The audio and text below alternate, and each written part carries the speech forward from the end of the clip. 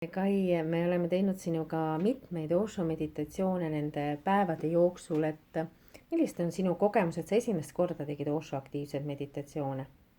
Jah, ma proovisin mitut erinevat ja kõige esimesena tegime Kundalini meditatsiooni ja see oli üks mu lemmikuid, sest et see ei olnud füüsiliselt raske, aga samas see emotsioon, mille ma sain, et see oli päris tugev ja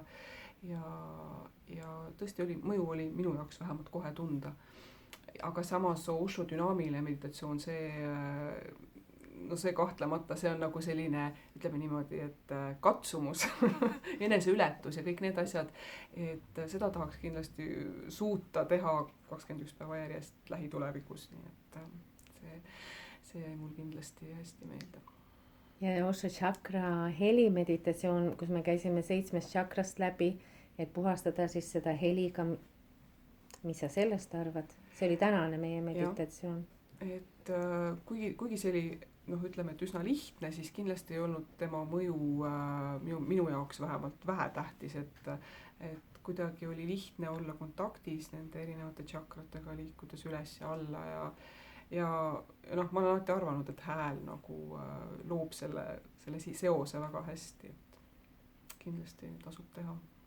Ja siis me tegime Giberissi, et keelt, mida olemas ei ole, et puhastada lihtsalt pea nendest mõtetest, mis meid kogu aeg kummitavad. Jah, see oli hästi huvitav, et kindlasti kõigile soovitada, et kuigi see kestis päris pikalt, siis seda oli väga lihtne teha, sest see tuleb tõesti täiesti iseenesest ja me võiks isegi öelda, et ma olen seda isegi oma lapsega proovinud ja temal isegi meeldis seda teha, et tõesti, et okei, aeg-ajalt tulevad mingid mõtted sisse, aga kui sa jätkad, siis see läheb jälle edasi, et see tõesti vist, mul ei jää muud üle, kui uskuda, et see tõesti puhastab pead. Ja seda võib teha ka lühemalt, et võib teha igapäevaselt 15 minutit või 20 minutit ja siis sama palju aega pärast olla vaikuses. Ja samuti Osho soovitab seda nendele, kellel on uneprobleemid, teha voodis 15 minutit enne magama jäämist, et siis pidi mingi aja pärast olema uni nagu lapsel, nagu imikul. Ja sa oled nüüd mõtnud nõuks jätkata nende meditatsioonidega, ma saan aru.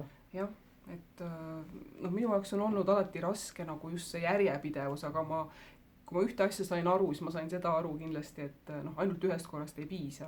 Et sa saad maitse suhu, aga kui sa tahad tulemusi näha ja tõsiseid muutusi oma ellu, siis tuleb jätkata, siis tuleb lihtsalt teha, muud ei jää üle.